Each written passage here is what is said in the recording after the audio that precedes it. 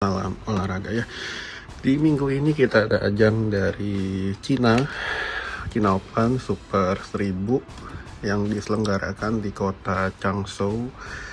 Jadi ini bisa menjadi turnamen dengan level tinggi ya terakhir di bulan ini, karena minggu depan nanti ada tinggal Taiwan Open, tapi itu levelnya Super 300, jadi harusnya itu banyak pemain pelapis lah di setiap negara kecuali Taiwan ya, karena itu merupakan satu-satunya turnamen di mana Taiwan sebagai tuan rumah dan harusnya ya mereka full tim lah.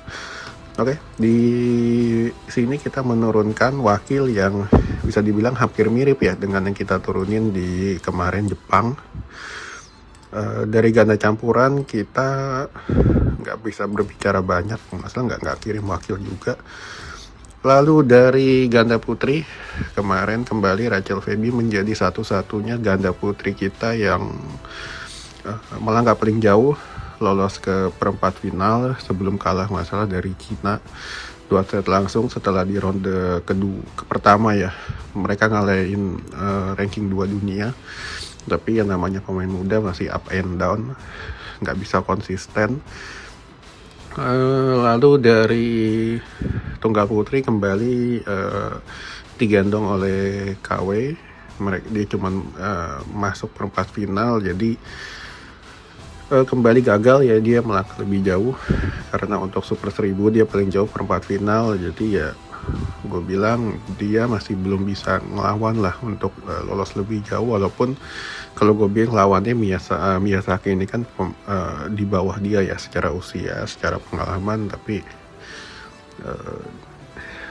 dia nggak bisa atasin itu. Lalu tunggal putra, Jonathan Alwi turun. Alwi kalah di round pertama dari Ayo Seti, rubber set. Lalu Jonathan kalah di perempat final ya dari Victor Lai. Ya gue bilang sebetulnya kan di turnamen ini Jonathan punya peluang untuk menjadi ranking 1 kalau dia minimal bisa masuk final. Tapi ya kembali dia gagal, kalah dari pemain muda Kanada. Dan justru yang juara tadi Cho Tien-chen, dimana dengan usia 36 tahun dia masih bisa juara, itu patut diapresiasi. Jarang pemain, terutama pemain tunggal ya, seorang Lin Dan Lee Chong Wei aja di usia 36 udah nggak bisa konsisten, sedangkan Cho Tien-chen ini masih konsisten ikut banyak turnamen dan ya dia masih bisa juara. Lalu ganda putra ya kita dapat 1 gelar kembali dari Fajar Fikri, di mana di final dia mengalahkan lawan yang sama seperti yang mereka kalahin kemarin di Jepang Open, Kim Seo.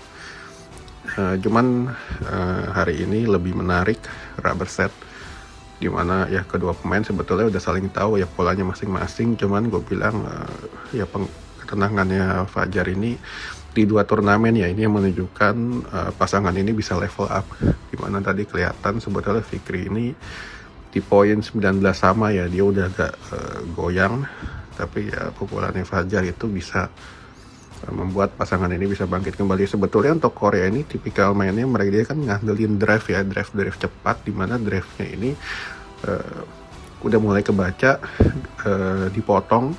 banyak dipotong oleh Fikri di depan, dan itu terbukti efektif. Dan kelihatan tadi Korea pun ketika drive-nya dipotong, mereka juga frustrasi juga. Dan ini yang kalau gue bilang harus mereka latih ya, cegatan-cegatan itu supaya nanti mereka bisa